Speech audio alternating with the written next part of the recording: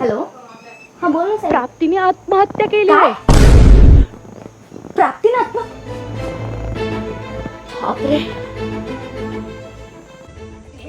प्राप्ती, चल ना तिकडे, सगळेजण खेळतात. चल, मज्जा येते. नाही तूच जा, मला आहे ना खूप इथे एकटं फील वाटायला. नको, मी नाही. अरे बाळा, तुला एकटं फील होते म्हणून तर मी तुला इथे घेऊन आली ना.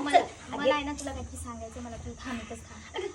काय तुझी नेहमीची ऐकून भणभण. घे ना. सगळेजण माधुरी, अगं माधुरी, ऐक. शिट.